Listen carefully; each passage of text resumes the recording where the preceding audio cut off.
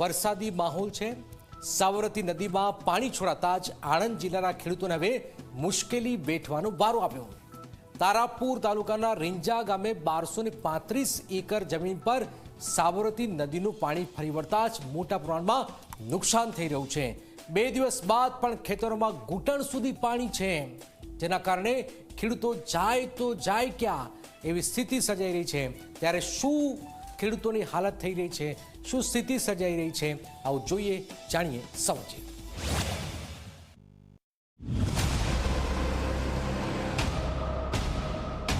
આ દ્રશ્યો આણંદ જિલ્લાના તારાપુર તાલુકામાં આવેલા રીંઝા ગામના છે, જે ગામના ખેતરો ફેરવાઈ ગયા છે બેટમાં।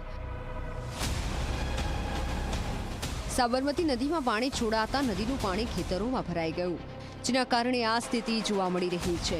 નદીના પાણી ફરી વળતા ડાંગર, ગુલાબ, કઠોળ, શાકભાજી સહિતના પાકને મોટા પ્રમાણમાં નુકસાન થયું છે।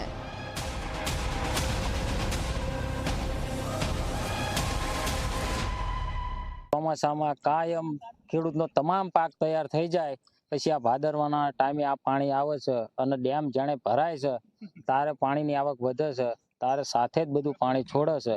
એ છોડવાથી ખેડૂતનો તમામ પાક નિષ્ફળ જતો રહેશે। એટલે ખેડૂતોની ડાંગેર, કપાસ, ગવાર, મરચી, રીંગણી કોઈ પણ શાકભાજી રહેતું નથી। એટલે ખેડૂતો એક રેલ આવે એટલે 5 વર્ષ પાછો પડી જાય છે।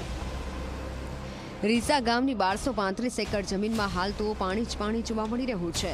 સાબરમતી નદીના પાણીના કારણે ખેતરો જળમગ્ન જોવા મળી રહ્યા છે। છેલ્લા 3 દિવસથી ખેતરોમાં ઘૂંટણસમા પાણી ભરાઈ જતા હવે પાકના મૂળ કોહવાઈ ગયા છે। મોંઘા ભાવના બિયારણ અને ખાતર લાવીને વાવણી કર્યા બાદ ખેડૂતોને આશા હતી આ વર્ષે સિઝનમાં કંઈક ફાયદો થશે, પરંતુ સાબરમતી નદીના પાણીના કારણે હાલ ખેડૂતો માટે પડ્યા પર પાટું જેવો ઘાટ સર્જાયો છે। સાબરમતીના પાણી ફરવામાં તો બધું નુકસાન જ છે। બાગાયતમાં નુકસાન છે, ડાંગરમાં, નાના મોટા બધા પાકોમાં નુકસાન જ છે। અમે ગામથી સામે કાંઠે આવ્યા છીએ, પણ ત્યાં કોરા જગ્યા નથી, બધે પાણી જ છે અને બધું પાયમાલ કરી નાખ્યું છે। નુકસાન એટલે નુકસાન જ છે બધે। અત્યારે અમારો બધો મોલ, અત્યારે જે ભાઠાનો મોલ જો રીંઝા ગામની અંદર, એ બધો ડૂબાણમાં છે। જો આ પાણી ઘટે તો એ છતાં અમારે કંઈક જીવ આવે, નહીતર અત્યારે અમારે બધું ડૂબાણમાં છે। જે કોઈ અમારી જોડે પૈસા હતા એ બધું અમે ખેતીમાં નાખીને બેઠા છીએ। જો આવું ને આવું 2 વર્ષ છતાં થાય તો ખેડૂતને ક્યાં જવું? રીંઝા ગામના ખેતરોમાં નજર નાખો ત્યાં દૂર દૂર સુધી પાણી જ પાણી જોવા મળી રહ્યું છે। નદીના પાણીના કારણે ખેતરોમાં ડાંગરનો પાક ઉખડી જતા ખેડૂતોને આર્થિક નુકસાની વેઠવાનો વારો આવ્યો છે।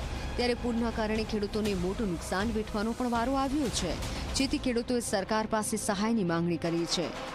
જો સરકાર સર્વે કરી કોઈ વળતર સહાય ચૂકવે તો આ ખેડૂતોની દિવાળી સુધરી શકે।